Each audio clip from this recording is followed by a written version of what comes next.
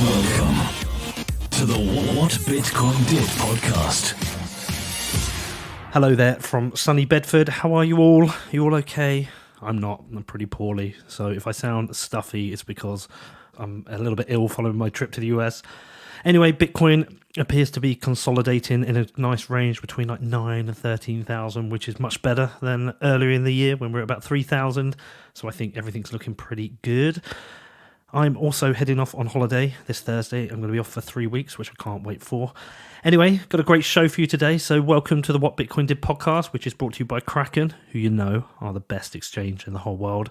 The interview today is with someone you probably haven't heard from on a podcast yet. You might not even know them, but this is Alan Lane. He is the CEO of Silvergate, the company which banks more crypto companies than anyone else. So it's a pretty interesting interview. But before I tell you about that, I do have a message from my badass sponsors. So first up, today's show is brought to you by BlockFi, my oldest and most loyal, amazing sponsor who've been with me since August last year. We're coming up to our anniversary, so I'll be celebrating with them. Also, in the next couple of days, I'm going to be getting my next payout from my BlockFi interest account. I think that's my 5th payout, which is pretty cool. My Bitcoin is working for me every month. I'm making more Satoshis from it. And with a BlockFi interest account, you can earn interest every month on your Bitcoin, Ether, or GUSD. But also, BlockFi don't just have interest accounts.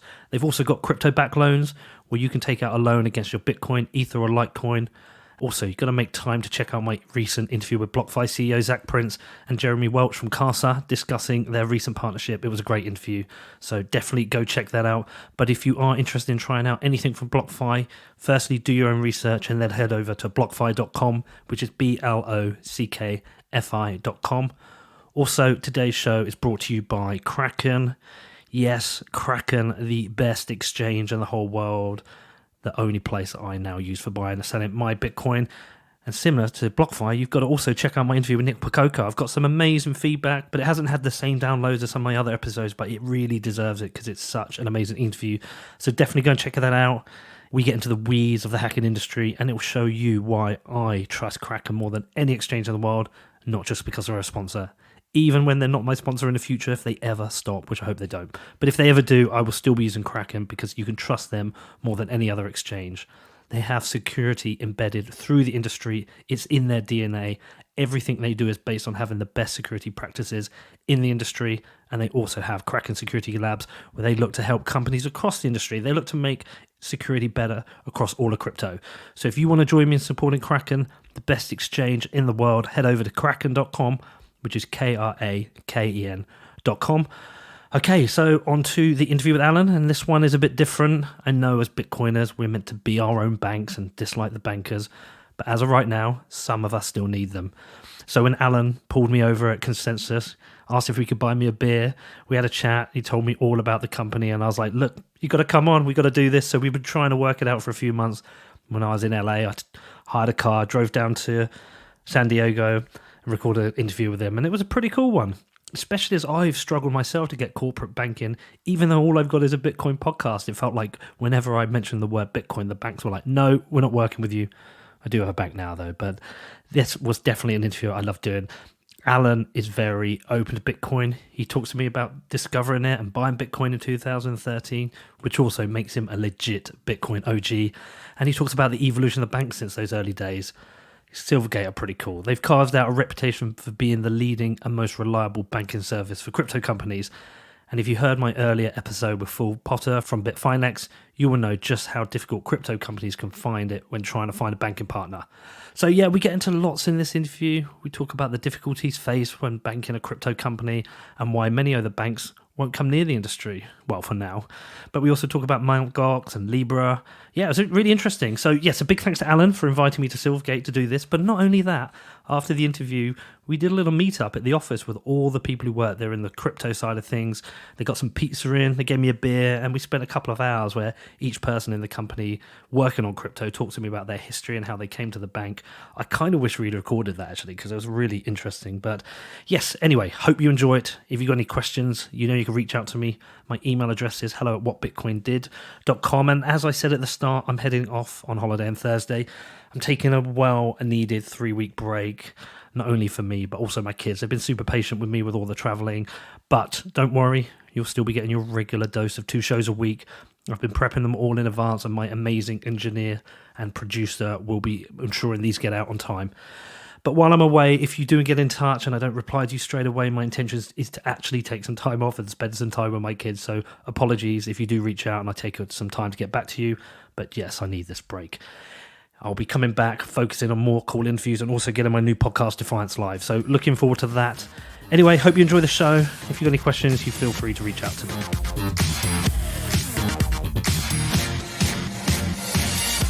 Thank you for having me here. Yeah, absolutely. Consensus we met, wasn't it? Yes. You came and found me in the corridor, in the I did. lobby. Yep. In the conversation. I tracked you down. You tracked me down. And here we are. So thank you for having me. I think people are going to find this really interesting. One of the things I do, I always try and think of the topic and the show title beforehand. And this one is kind of banking the unbanked. Right. Common crypto term, right? There you go. It's the corporate banking the unbanked. Right. I think a really good place to start, though, would be for people to know your background, how you ended up at Silvergate. Sure. And then also, let's go into the background of Silvergate and then let's explore. Sure. Okay. Well, yeah, thanks for making the trip and welcome to Silvergate. So I actually started in banking as a teller while I was in college back in 1981. So I've been doing this a long time. That'll tell you how old I am. So well, I was 3.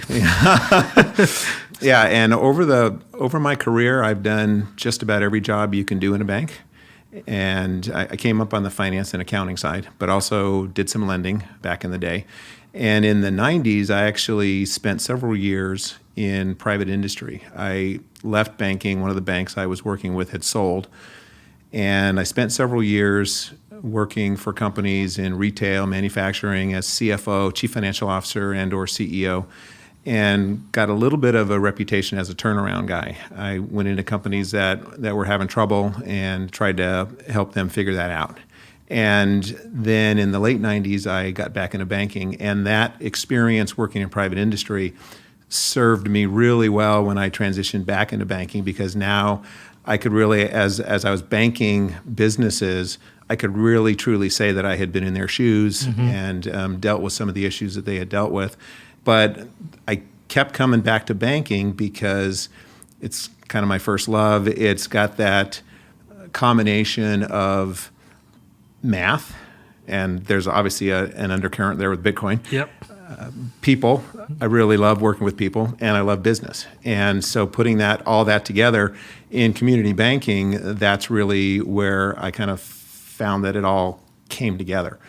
And I joined Silvergate in 2008, right at the height of the financial crisis. I had actually met the chairman and founder. His name is Dennis Frank. He's still our chairman. And I had met him at the end of 2006. And we were like-minded. He actually was one of the few that saw the financial crisis coming.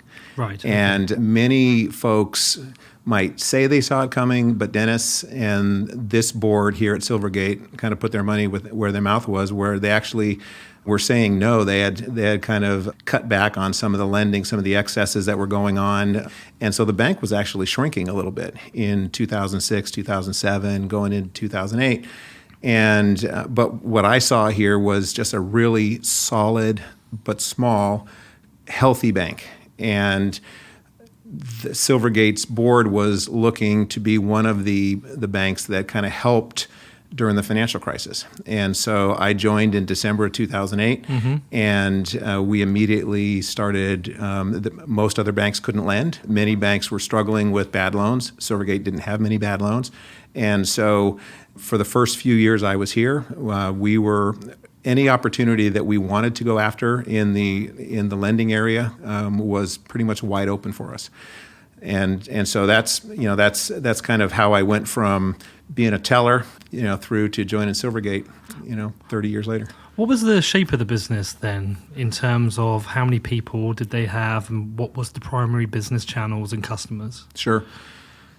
So we had about 40 employees, so it was very small, and total assets were a little under 300 million. Okay. And so very, very, very small but clean, and a really good group of folks here. And I've told this story many times. It was probably one of the easiest transitions into a new job I've ever had. I immediately felt felt welcome, just really felt like, and you've seen the place now, and we've tried really hard not to let that change. This is still a family, and we've got over 200 employees now, but it's still really, one of our core values is work hard and have fun. Okay. And people enjoy being here. So that's about 500% growth in staff since you've been here. Right. Okay, so that's pretty big growth. Has the majority of that growth been in the last 5 years? And we'll obviously discuss why I'm talking about 5 years. Sure.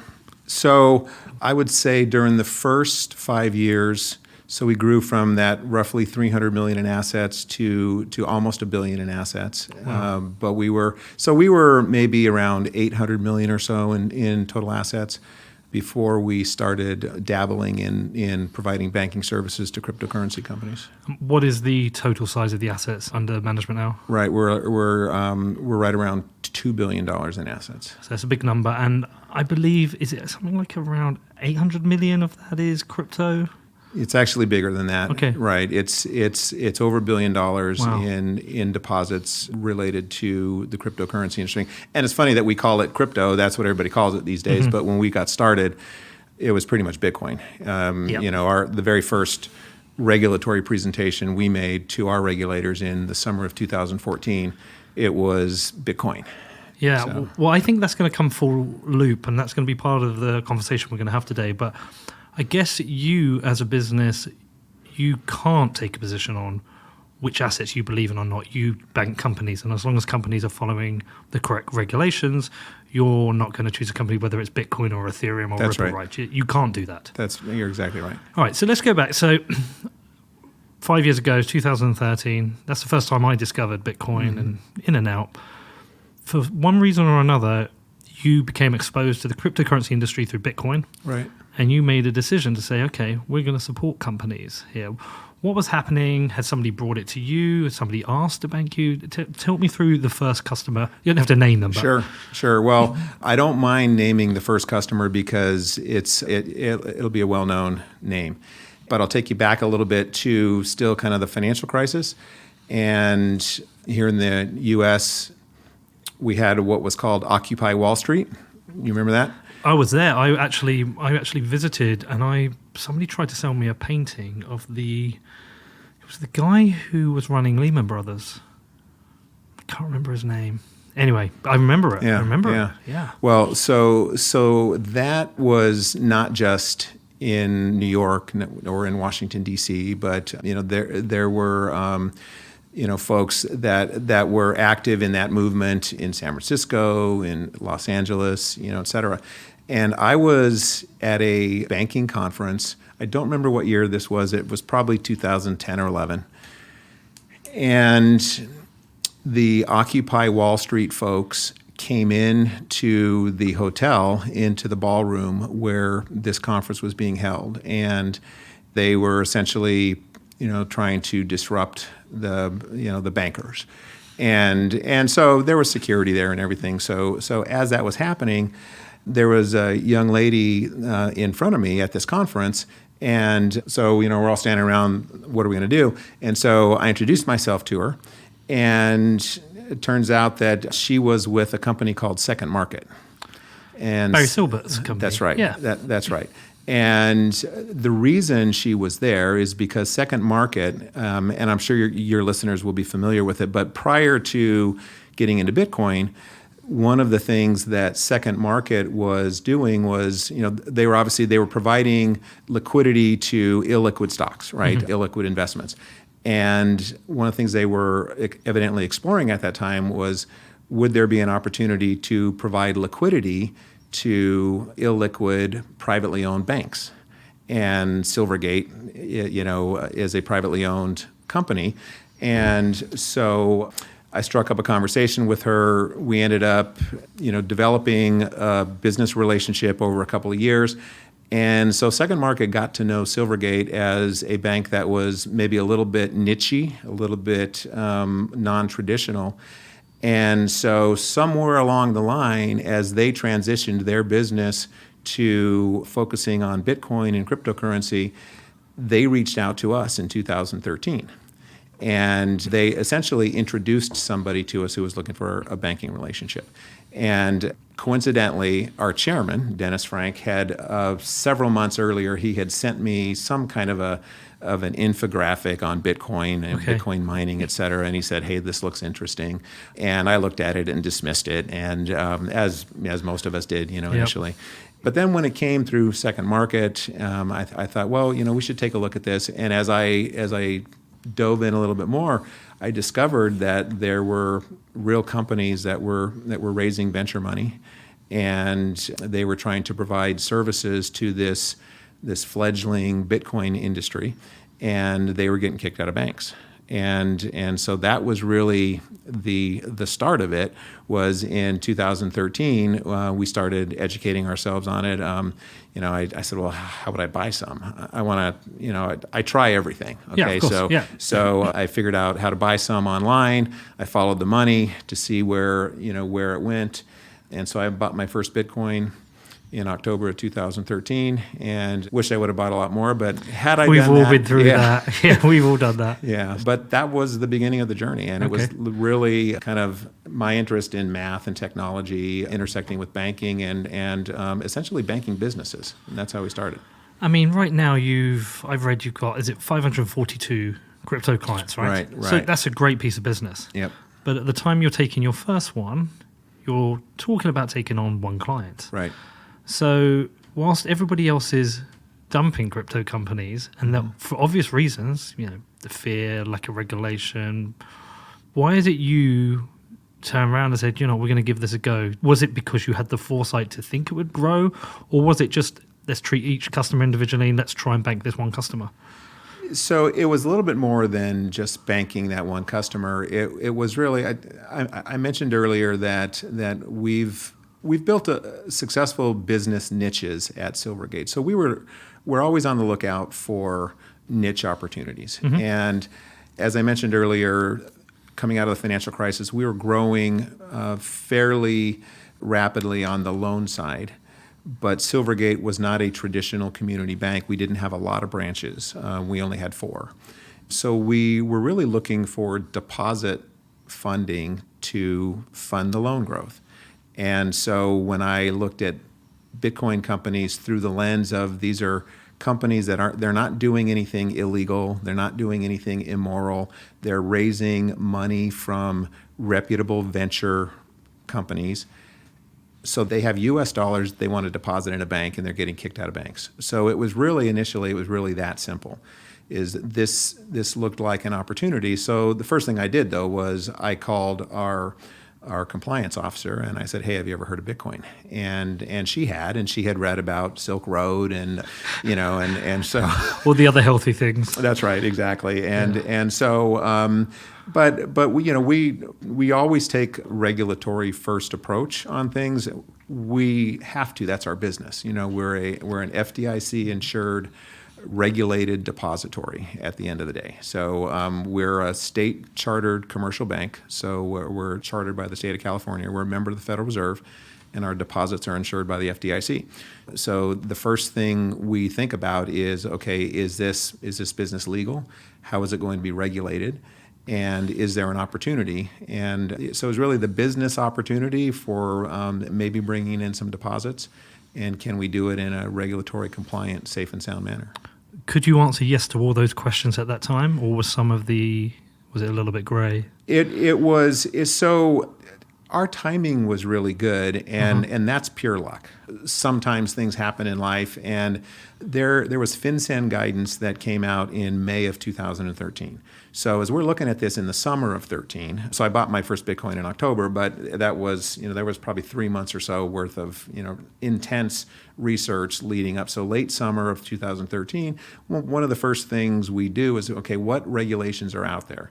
FinCEN had issued guidance, so we look at that. We start looking at how will the regulators regulate this activity? And so no, we couldn't answer the question immediately.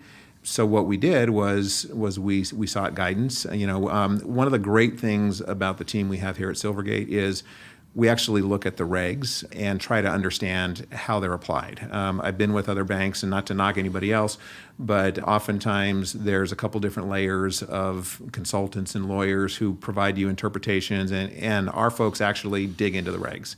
And then we have one-on-one dialogue with the regulators about those regs. And then what we did was we started a pilot. We said, okay, let's bank this first company. It happened to be Second Market, and they were looking for a bank to help them as they were helping their customers. So they had a broker dealer. So one of the important things for us was that they understood regulation themselves, because they were providing services to their customers, buying and selling Bitcoin. And what we did in the early days, it's gotten a lot more sophisticated now, but whenever they would do a transaction for one of their customers and they wanted to wire money through Silvergate, we asked them for the public address on the blockchain.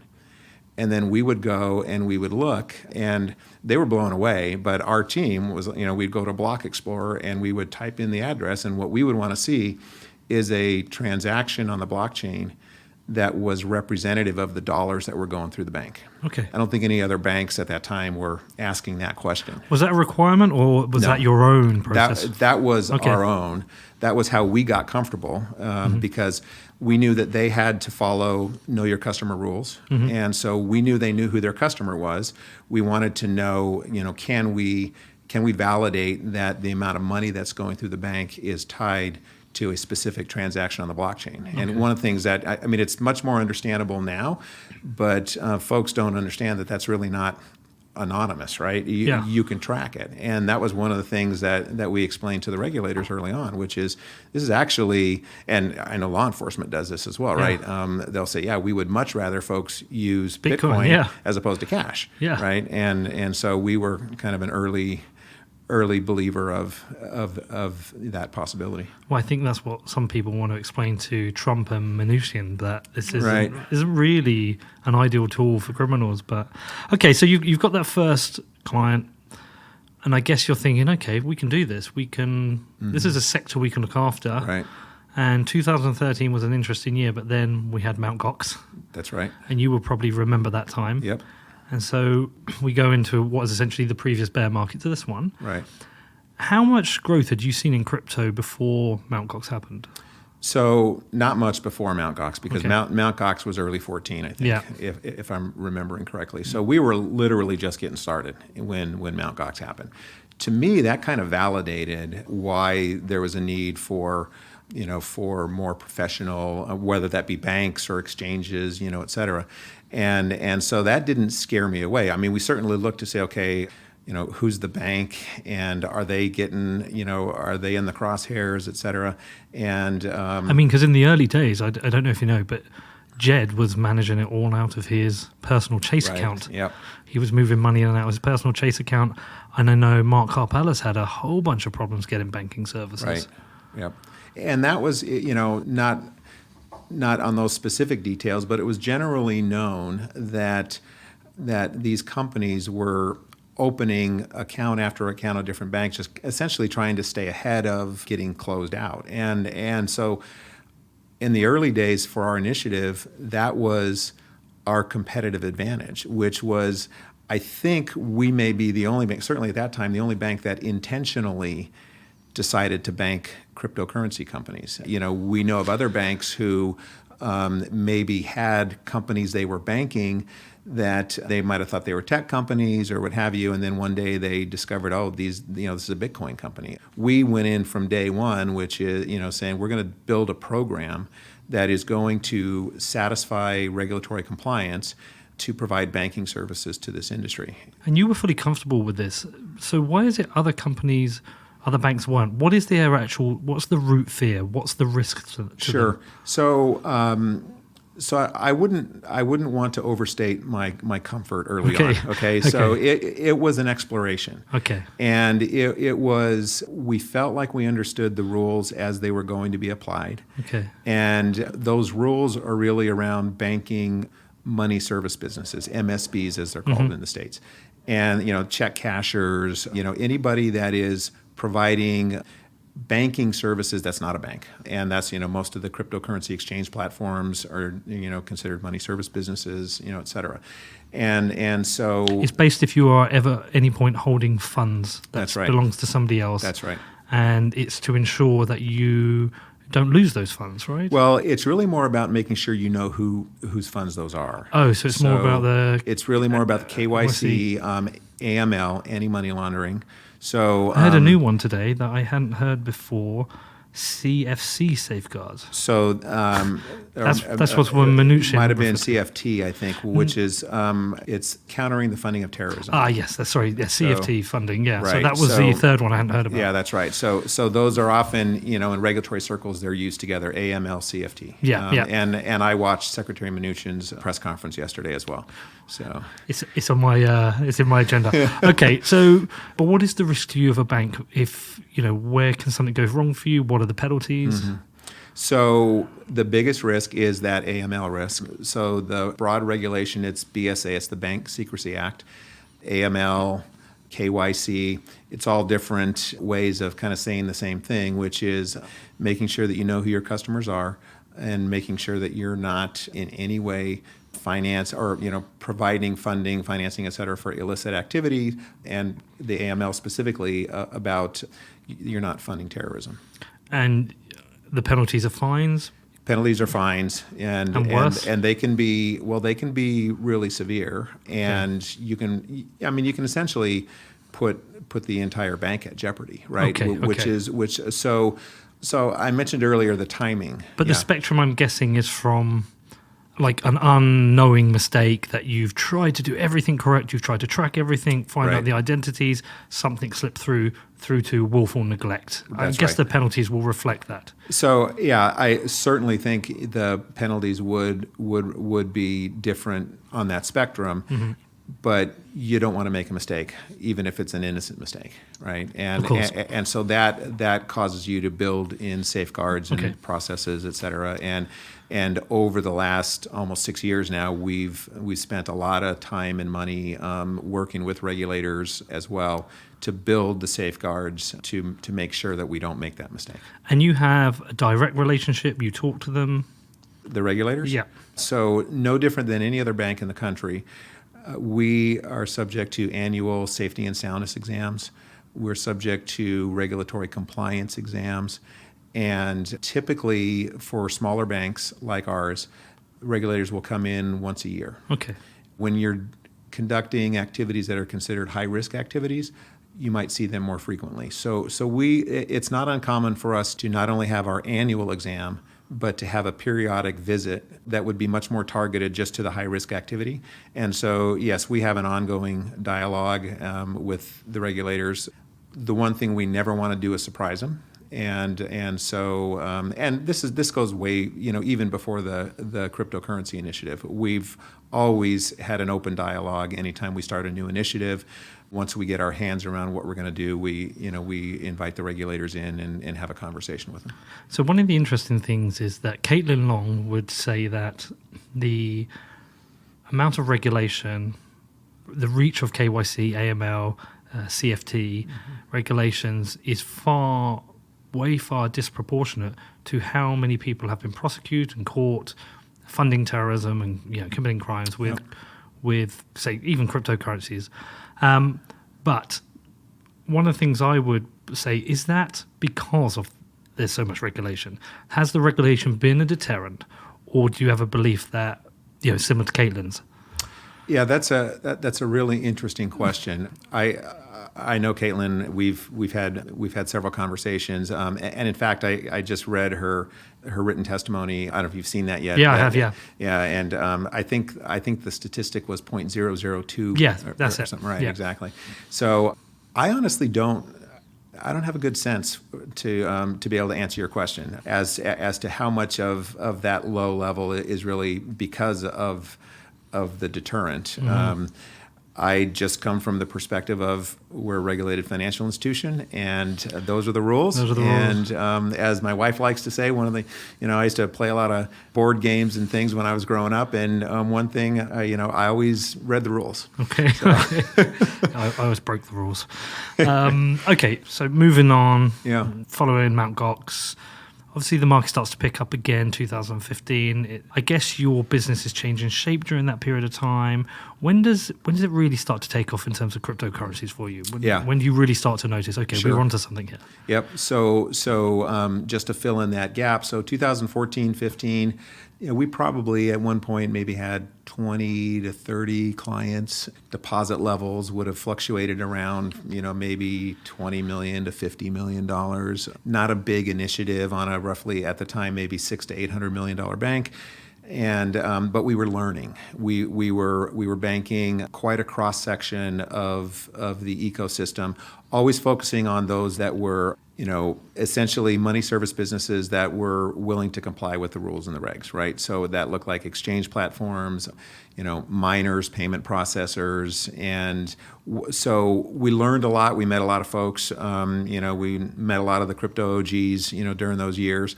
And toward the end of 2015, it felt like this could be something more, right?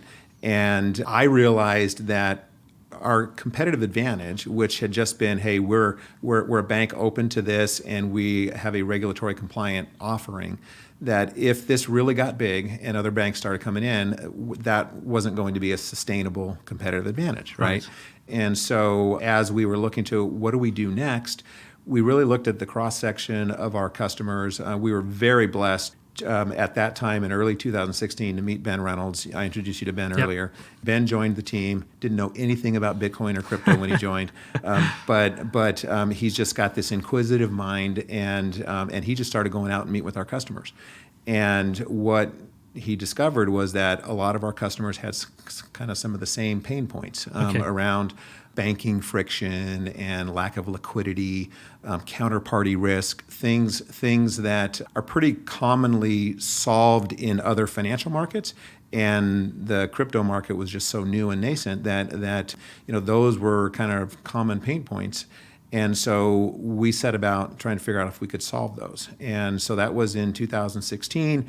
And as we did that, we really kind of settled in on where we were going to focus, which was providing banking services to cryptocurrency exchanges and over-the-counter traders, so the OTC desks, proprietary traders, institutional investors, and really folks that were looking at crypto as a new asset class. And so that then allowed us to kind of start focusing on building a platform to provide services to solve problems for that group of the ecosystem. So let's walk through some of the problems you solved then. So you've got obviously a number of different services. One of the, I've been through your website. Sure. You're very proud to talk about the API a lot. Right. So what does the API do? How does it help these companies? Yep. So the thing that we're probably most known for in this ecosystem is called the SEN, which is the Silvergate Exchange Network. And really what that allows us to do, it allows our customers to transact in US dollars between themselves 24 hours a day, 7 days a week, 365 days a year. It's not a blockchain. I know there are other competing offers out there where folks are trying to use the blockchain for this. I don't think you need a blockchain to move US dollars. You've just killed the use of blockchain for many, many companies now. People are going to love this. Well, at the end of the day, and we'll get to the API in a minute, but what we're trying to do is we're trying to remove as much friction as possible for moving US dollars. Now, that is something that in other financial markets, credit exists, so folks, they've gotten comfortable with the counterparty risk. And unless you have some big catastrophe like what happened in 2008, most of the time everything works, right? Crypto is brand new. And so what we've been working on is trying to remove all the friction. And so earlier this year, we announced that we're putting in a new payment hub, which it'll be automated and API-enabled wires and ACH and things. So we're constantly reinvesting and really trying to build products and services that will help our customers. Back to the SEN. What we were hearing from our customers was, and we were actually seeing this, an institutional investor who had an account at Silvergate, they wanted to buy Bitcoin on one of the exchanges that was also a customer of Silvergate. And they would literally have to wire money from us to us, in a sense. And it just didn't make any sense. Yeah, of course. And I mean, and so back to the counterparty risk, we know both parties, right? We've KYC'd them. They know each other. And the banking friction was just that payment system, right? So we thought, well, gosh, we should be able to enable them to move money between themselves. And the beautiful thing about this, and I'd been buying Bitcoin along the way, and so I had firsthand experience about opening an account and then funding it with ACH and all of that stuff. I think we're probably the first bank in the world to bring the traditional banking system that's open 40 hours a week, Monday through Friday, and bring it into the 24/7 crypto world. Because if you own Bitcoin and you have an account at Silvergate, and you have an account at an exchange that is also banking with Silvergate, you can wake up in the middle of the night on Saturday and look and see, there's something going on over in Asia in the crypto markets, and you can log in your account at Silvergate. You can push money over to the exchange. You can be logged into the exchange. You can see it hit. It's almost instantaneous. Wow. And then you can immediately start trading on the weekends. And in similar fashion, if there's something going on and the price is plummeting, and you're long and you don't want, and so you're going to sell your Bitcoin on some exchange, and you don't want it sitting there, you can sell it, and then you can pull it back into your account at Silvergate on a Sunday morning. So that was the aha moment. And then when we took the idea to one of our largest clients who is an exchange, they said, yeah, we love that idea, but if you're going to do that, we need you to build an API, because this really needs to be scalable. We have millions of customers, and we don't want to be sitting there. We don't want to have someone sitting there with their online banking terminal saying, "Oh, Peter just sent me $1 million, and now I need to put it in their account." And so we built the API, and so I think we're one of probably only maybe a couple dozen banks in the country that have actual transactional APIs. Most folks these days are using APIs for something, but a lot of APIs are more informational and not transactional. Right, okay. And so that's the distinction that we would make. Next up, I talked to Alan more about banking crypto companies, but before that, I've got a message from my amazing sponsors. And firstly, I'm going to talk to you today about accounting. Are you taking your tax seriously? Are you ignoring this? I really think it's something we all need to be aware of, because if you get your tax wrong, if you don't do your tax returns in the right way, you are at risk of a penalty from whichever country you're in. I think pretty much most countries these days are trying to get their hands on some crypto tax dollars. So if you do want to use a crypto tax calculator, accounting are without doubt the best in the market. I checked out all the others. I told you before, they're all rubbish. I've saved you the time. So definitely go and check out Accounting. They've made so many cool updates to their website recently on UX and design. And it's not only a tax tool. It allows you to easily compare the performance of your portfolio against the market and advises you which coins to sell at which time to reduce your tax burden. They only charge you at the point where you want your tax report. And they've also got an app coming soon, which is going to allow you to manage your portfolio on the go. They're doing so much cool stuff. They integrate with every major wallet and every exchange. So if you are taking your tax seriously, there's no one else better to work with than Accounting. So if you want to find out more, head over to accounting.com, which is accointing.com. And lastly, today, let's talk about Dropbit. This sponsorship's going super well. So many of you have downloaded it. I hear about it all the time. You guys are emailing me. You're sending me DMs, and some of you, I'm even sending you a few Satoshis to buy you a beer. But those of you who haven't got it, why not? Why have you not downloaded Dropbit? I keep telling you, it's the best mobile Bitcoin wallet you can find. It's the most creative mobile wallet I've ever seen.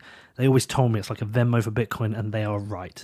There is no easier way to send and receive Bitcoin. But you don't just have to do it with an address. You can send Bitcoin to someone's mobile number. You can even tweet someone Bitcoin, which I've done a whole bunch of times. So I'll be loading up my wallet. I'll be taking a few Satoshis with me out to Asia, looking if I can actually use Bitcoin while I'm away on holiday, which should be pretty cool. And you should do the same. Make sure you go and check out Dropbit, go and download it and see why I am waxing lyrical about this every week. It's available on the iPhone and Android. To find out more, head over to dropbit.app, which is dropbit.app. That is dropbit.app, which is dropbit.app. One of the things I still have never got my head around is what is the real movement of money? Mm-hmm. For example, if I was an institutional account holder with yourself and I wanted to move some money to the exchange, the money appears instantly in the exchange. But realistically, I'm trying to understand what happens in the background. You're just moving numbers in a database? So you're very familiar with the concept of ledgers, yes, of knowing about Bitcoin, right? Yep. And it is essentially a ledger entry on our accounting system where we're keeping track of your funds and we're keeping track of the funds that are at the exchange. Now, the exchange is keeping their own record because they have millions of customers, right? And so they know that you sent them X amount and I sent them X amount. So it's up to them to keep track of all of that. What we're keeping track of is the total. Okay. And then we're keeping track of, so how much did we send from Peter to that exchange, or vice versa? How much came from that exchange and went back into Peter's account? So this is where it gets to the real questions of the bits I don't understand about banking. Say I bank with another bank, say Chase, and I transferred over $100,000 to somebody who has an account with Silvergate.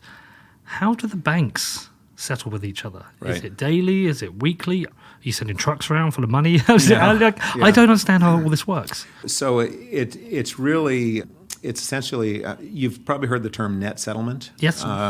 And so all the banks are sending money and receiving money all day long, right? And all of that is going through their account at the Fed.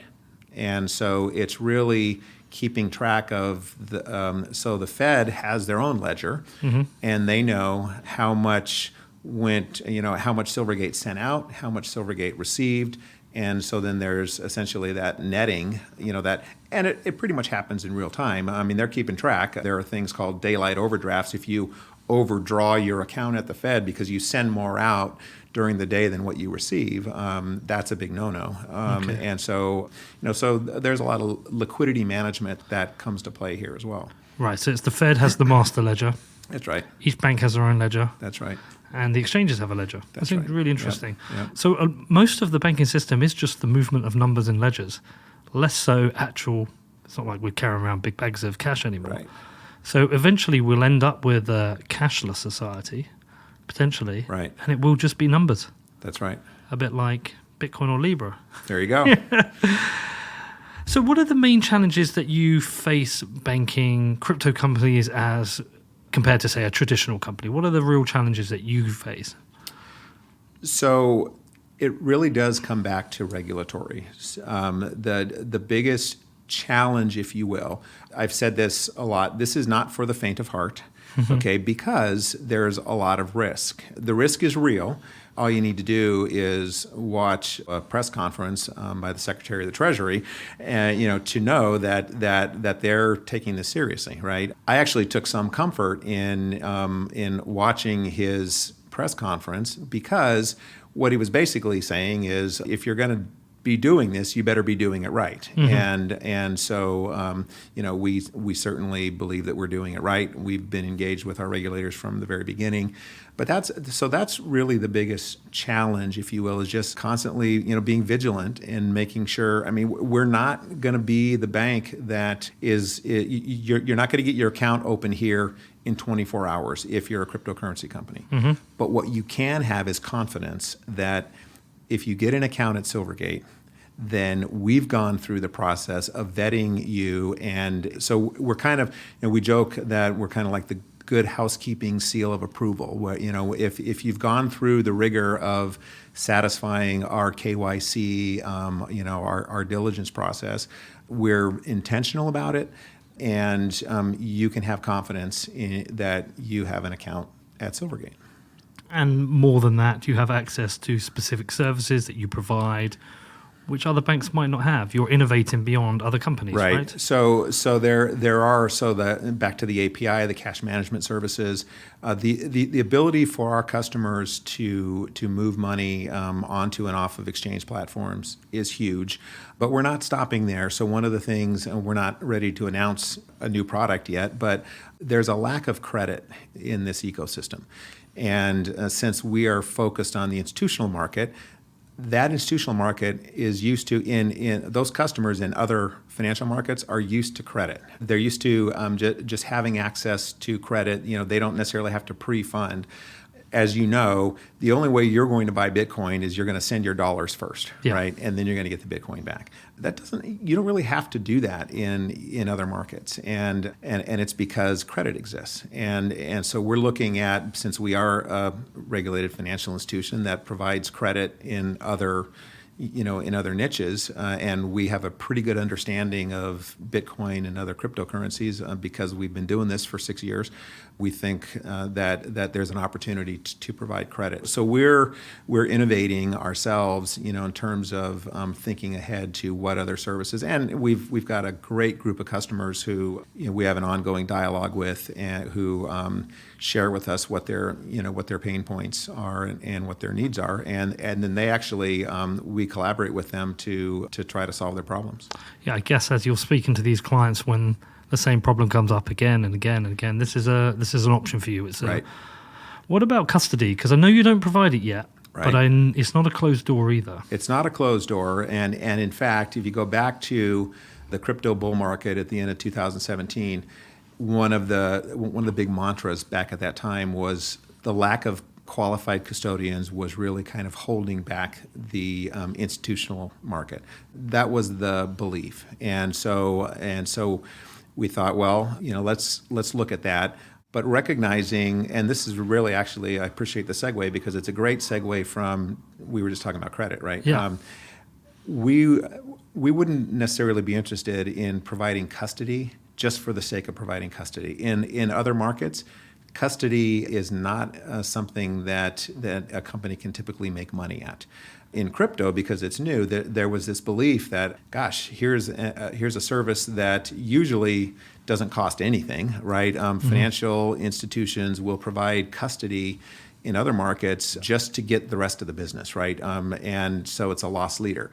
But in crypto, you could actually get paid for it because there were not a lot of qualified custodians. So we actually started going down that path, looking at whether or not it made sense for us to provide custody, but always with the end game in mind, which is because if we're going to provide credit, we have to feel comfortable that we can essentially grab that asset if we need it, right? The whole point of extending credit is if someone doesn't pay you back, well, how do you get paid back? And the way you get paid back is, well, I've got custody of the Bitcoin. And so we're certainly looking at custody. One of the potential risks, though, is that's an awful big honeypot, right? Of course, yeah. And so there are technology solutions that are being worked on out there that we're looking at where you wouldn't necessarily have to, where essentially the customer can retain custody, but you put it in a smart contract where for a period of time, like while you're extending credit, you might have they've relinquished their rights to it, and you've got the rights for a period of time. So there are other things that are out there that we're looking at. It's a funny new world, isn't it? It is. It's a lot of fun. So let me tell you what I want from a bank, and it's the same whether it's my current business or whether it's my personal account. Actually, it's even more relevant to my business. I'll tell you why. So I have a podcast. I have advertisers. It's not a small amount of money I'm dealing with. It's not a huge amount of money. I have customers in the US. I have customers, some in the UK. It's mainly the US, but I can potentially have a customer anywhere in the world who can pay me in any currency and who can also want to pay me in Bitcoin.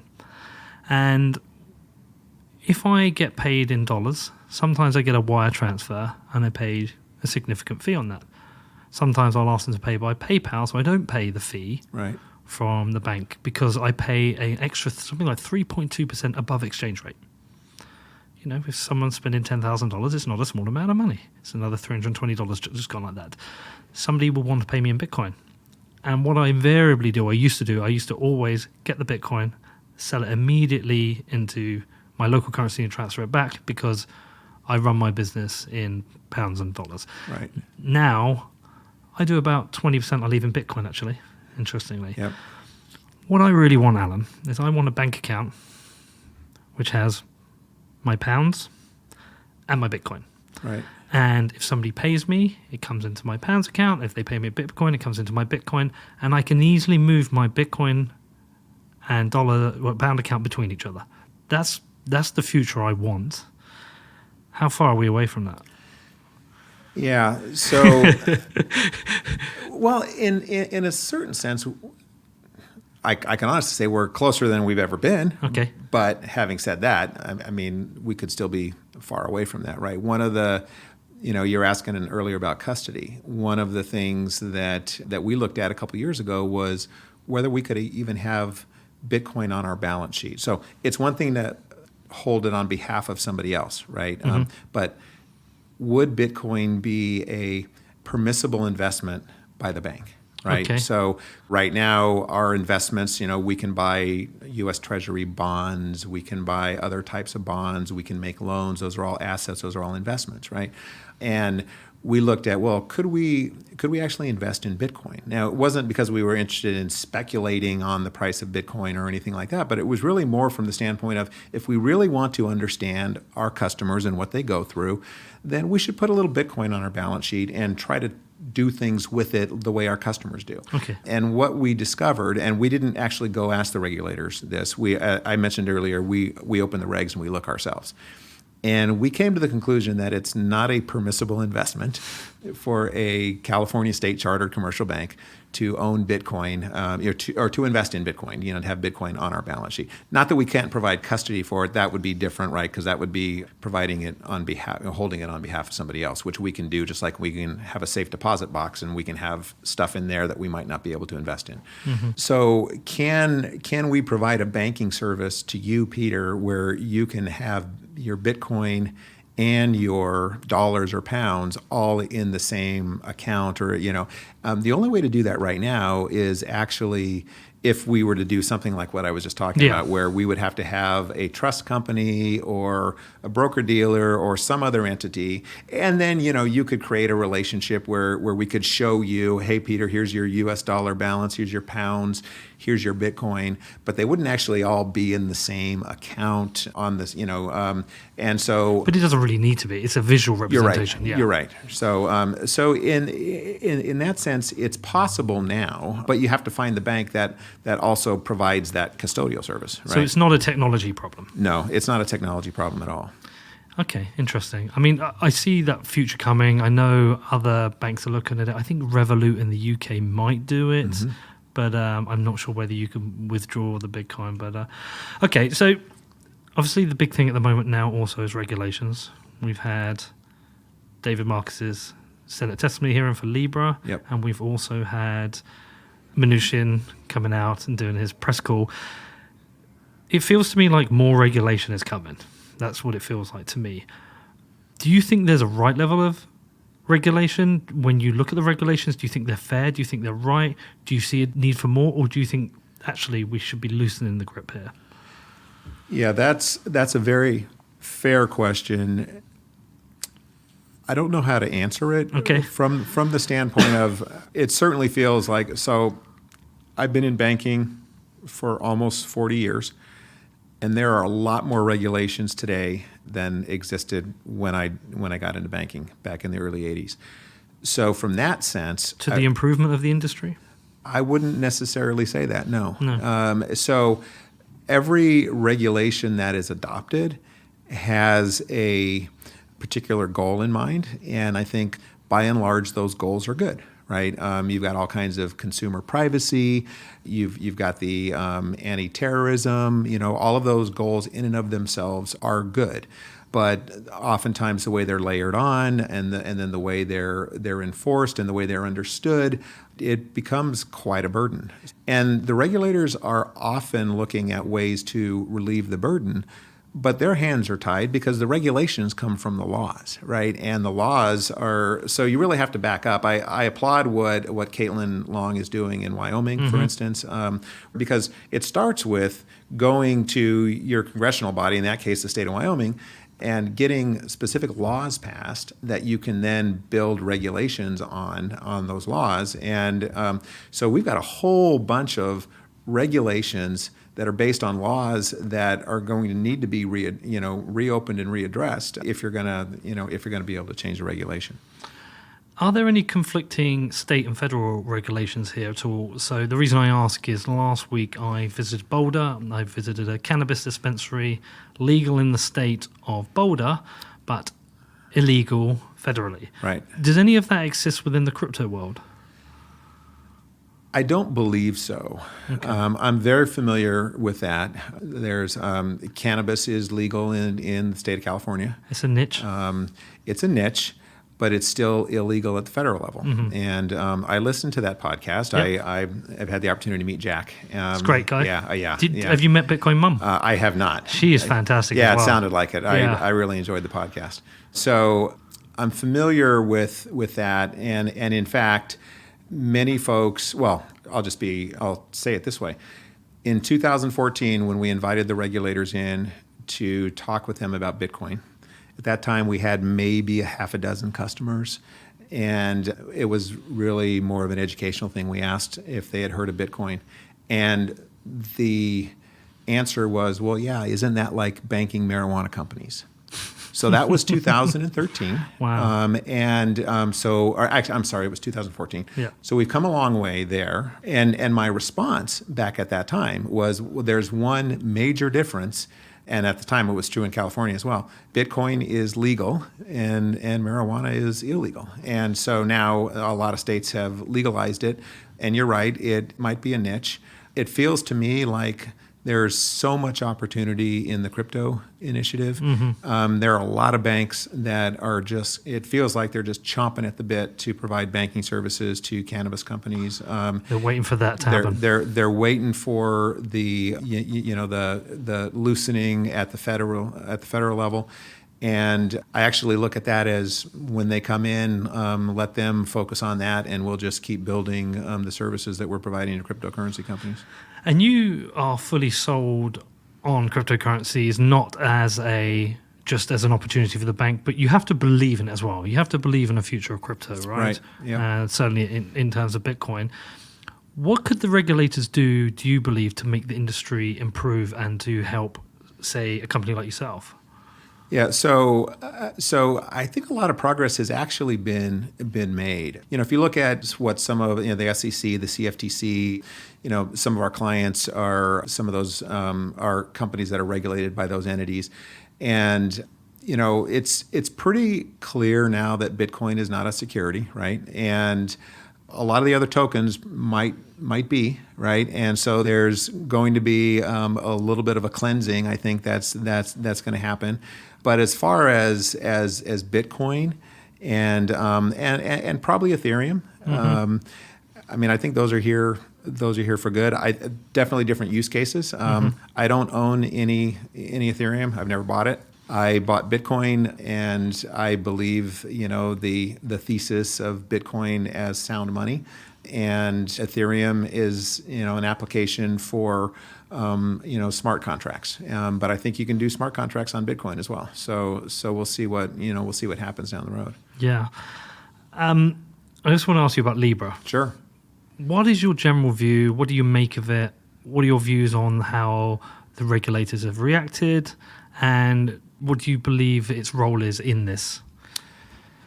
Yeah, so as soon as they put the white paper up on their website, I was reading it. I was there. Yeah, I think we all were. We were all there. I literally, I don't remember what else was going on that day, because anything non-technical that was, all the different descriptions of the Libra Association and all of that they published, I was all over it. I was reading it. I was trying to understand it.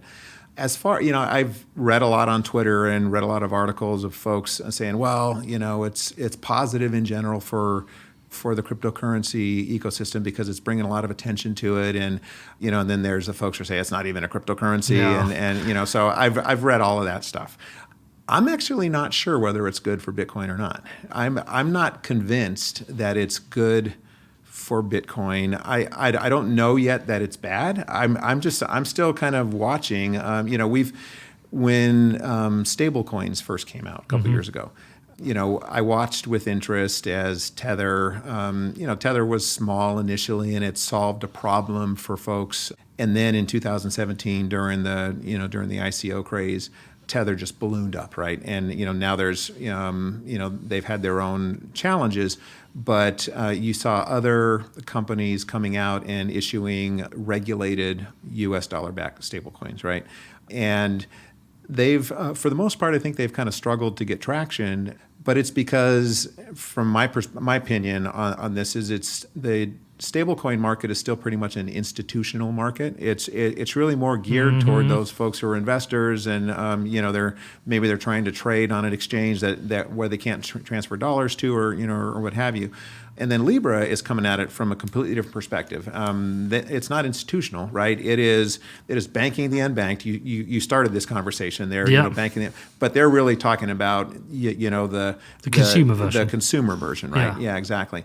And on the one hand, we don't really, we're not a consumer bank. We provide banking services to cryptocurrency exchange platforms who may have consumer customers, but we don't deal directly with the consumer.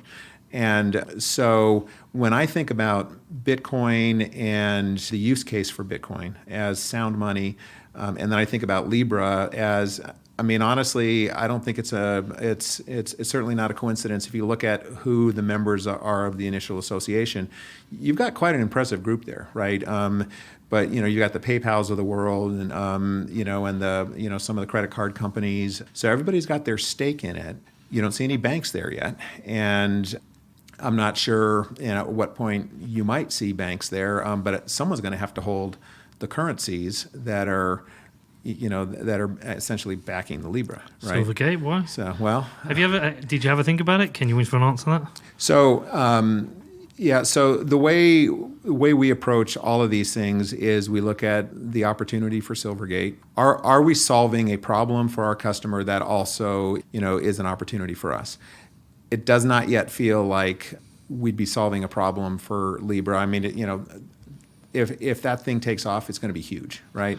What I will say is that if you look at the cryptocurrency companies that are part of that initial grouping, we have relationships with those folks. And so to the extent they need banking services, we're happy to provide them.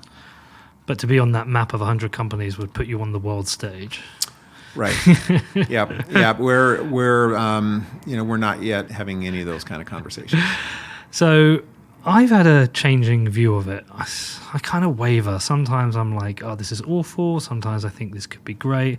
I've kind of come to the conclusion that it just is what it is. Yeah. What's the alternative? Bitcoin is an alternative to Libra, I don't think, because it's a different purpose. Like you said, it's sound money. Libra is just a way of buying things online, moving money around the world. But if it does give people the ability to move money around the world cheaper, it's not a bad thing. Yep. I'm not anti-using it. Would I use it? Maybe I'd keep $100 in there, $50, $200, whatever. Maybe I'd use it to book my Uber if the user experience is better. Yep. But after hearing David Marcus's testimony, they are going to be under so much scrutiny because of everything that's happened with Cambridge Analytica and with the Russian bots. They really can't screw this up. Right. So I don't know. I'm kind of okay with it. Yeah.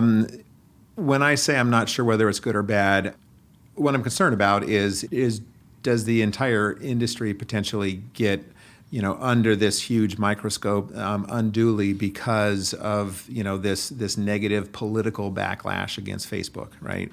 And so from that perspective, it could be negative for the industry, right? Well, it almost certainly has. Yeah, raised. Right. I don't think Trump would have been tweeting about Bitcoin if Libra hadn't existed. Yep. I don't think Mnuchin would have been doing a press conference yesterday if and referencing Bitcoin if Libra hadn't come. So that's a fair point. But there's also the the interesting thing is, Bitcoin's been out for a long time. Bitcoin is who they keep referring to as being used for ransomware or for terrorists or whatever. But they haven't been able to bring anybody in front of the Senate testimony hearing for a questioning, but they've been able to do that for Libra, and that's the clear difference for me. Right, that's right. So I put out a tweet today. For me, this is just another chapter. We've had Mt. Gox, we've had SegWit 2x, we've had Bitcoin Cash, we've had, all these different things which could have been a crisis or were a crisis for Bitcoin that survived. I just kind of see this as another one. Yeah, I think that's right. Yeah. So this has been great. Really enjoyed this. So thank you for having me here, and I'm looking forward to seeing what we're going to eat shortly. So what's coming up for Silvergate? What are the most important things coming up for you guys? Like what's going to be happening here? And also you can finish by telling people how they can find out more about Silvergate. I mean, they're going to hear about it here, but sure. If somebody wanted to be a customer to Silvergate, how do they apply? Yep. So on that last question, the best thing to do is go to silvergate.com. It's very easy to start the process of opening an account. It's online. We've done a lot here recently over the last few months to make it much easier for our prospective customers to go right to the website, start to the account opening process, and we'll get them through as quickly as we can. And in terms of what's on the horizon, we touched on it a little bit. We talked about the possibility of credit. One of the other things you were asking earlier about the ability to transact in dollars, pounds, and Bitcoin, for instance. One of the things, probably about half of our customers are actually non-U.S. entities. Oh, interesting. And so we have a lot of customers. They're either, we have some offshore where they're technically U.S., but they might be in the Cayman Islands if they're an institutional investor. But then we also have, we have exchanges over in Europe. We have institutional investors, over-the-counter traders, et cetera, over in Singapore, Japan, Hong Kong. And so enabling foreign currency exchange and, things that Silvergate historically didn't have to provide. We didn't need those services, but as our customers ask for them, anything we do, we want to do well, and we want to make sure that it's scalable, so that because we believe we're at the very beginning of something that is transformational for finance, and so we are working on essentially, as I mentioned earlier, removing all friction, eventually for any fiat currency to get in and out of Bitcoin. So you can think about that as FedWire, Swift. Early on, I was looking at are there some crypto currency ways that we could solve the quote unquote Swift problem? Well, yeah. I think the real answer is use the existing channels and make it as efficient as possible until those channels get more efficient, and then just be on the cutting edge of that. Yeah, I do wonder why Swift haven't really... Well, they haven't had a need to, I guess, have right. they? They've now got a bit of pressure from Ripple, but I'm not too sure about that. Yeah, so I think there's good stuff going on there. We've had the opportunity to meet with a lot of folks that have been instrumental over the years in the FX markets, in the central counterparty clearing service. So the bottom line is there's a lot of infrastructure out there that we just need to plug into, and we can make things a lot more efficient. And along the way, we'll be enabling Bitcoin. All right, great. And listen, if people want to get hold of you, is there anyone specifically who you would want to come direct to you? Or do you want them to come through official channels? So I'm pretty easy to find. Okay. I'm on the website. Silvergate.com is the easiest way. Folks, if they go there, they can pretty easily get a hold of me. All right, great. Look, thanks for having me on, Alan. Thanks for having me here in San Diego. Peter, it's been great. All right. Love to have you. Thank you. Thank you. All right, what did you make of that? Did you enjoy that? How cool is Alan? Pretty legit Bitcoin OG, if you ask me. Probably one of the most important people in crypto that a lot of people don't know. A lot of people don't maybe know about Silvergate, but the stuff they're doing to help keep the industry going is pretty cool. I think it's very, very cool that someone from a traditional industry is looking at Bitcoin this way. Bitcoin has the potential to be so disruptive, especially for the banking sector. But instead of running away from this like so many others, Alan and Silvergate have embraced it and done incredibly well off the back of it. So big props to them. And also, it was pretty cool to hear how they have tailored their bank for the cryptocurrency clients, adding APIs to keep up with the 24/7 nature of the crypto industry. And it sounds like credit options are on their way with Silvergate. So that is also cool. Also, I've always wanted to have a bank account where I can have pounds, dollars, and Bitcoin all together, and it looks like it might be closer than I thought. Anyway, I hope you do enjoy this interview, and a big thanks to Alan for coming on and the hospitality he showed me. If you've got any questions, feel free to email me on hello@whatbitcoindid.com. And also, I say this every week, but a massive thanks to everyone who supports the show. It ticks over. I get a few new reviews each week. The downloads go up. I get people inquiring about interviews. I get people joining my patrons. So anything you can do to support the show is hugely appreciated. It wouldn't be where it was without listeners and the guests and the sponsors lending support. If you do want to support the show, if you are a regular listener and you think you want to do something, there's a load of things you can do. It's all up on my website. Anything from a review to subscribing, becoming a sponsor, becoming a patron. Whatever you do, it helps. You can find this out all at whatbitcoindid.com. Click on the support section.